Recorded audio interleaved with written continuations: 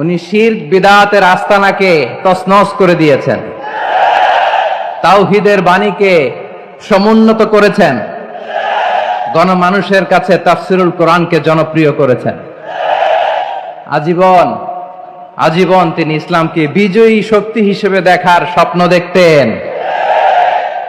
এত প্রাঞ্জল ভাষা, এত চমৎকার আধুনিক প্রেজেন্টেশন, গণমানুষের কাছে কোরআনের তাফসিরকে এভাবে জনপ্রিয় করে তোলার মতো ব্যক্তিত্ব আল্লামা সাঈদী ছাড়া দ্বিতীয় কেউ এই বাংলার ভূখণ্ডে নাই।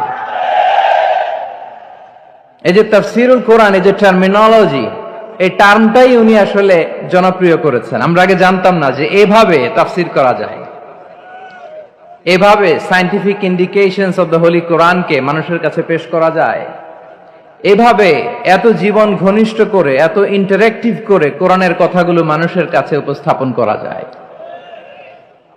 উনি অন্যায়ের বিরুদ্ধে সবসময় সোচ্চার ছিলেন, প্রতিবাদী কণ্ঠস্বর ছিলেন। ওনার আলোচনা শুনলে দেহের রক্ত টকবক করে ফুটতে থাকতো।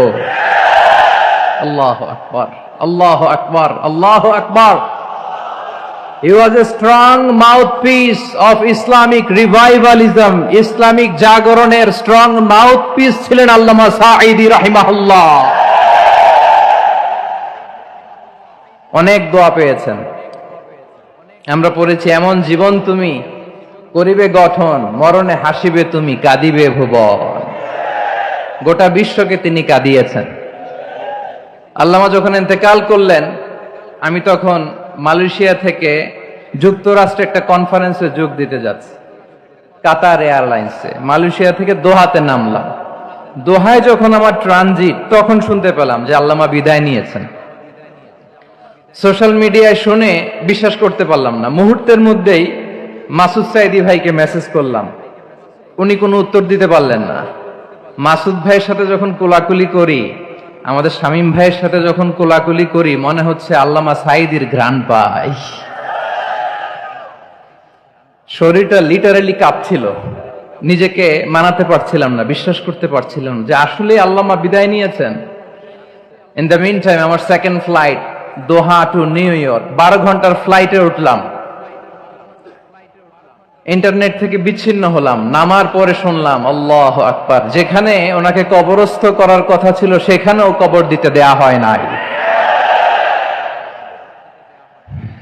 ছবিগুলো দেখতে লাগলাম, হাসি মাখা মুখ, হাসি মাখা নিথর দেহটা, মরণে হাসিবে তুমি, কাঁদিবে ভুবন। From east to west, from north to south, the entire globe, গোটা বিশ্ব ওনার জন্য কেঁদেছে। গোটা বিশ্ব কেঁদেছে, কাবার গিলাফ ধরে ধরে মানুষ চিৎকার করেছে। এর চেয়ে শ্রেষ্ঠ মৃত্যু কি আর হতে পারে? আমাদের আল্লামার আর কি পাওয়ার ছিল বলেন? আর কি পাওয়ার ছিল? কুল্লু নাফসিন যায়িকাতুল মাউত, যারাই দুনিয়াতে আসবে তারা ইন্তেকাল করবে, এটা আমরা মেনে নেই, এটা আমরা জানি। কিন্তু অবাক করা বিষয় হচ্ছে, আমরা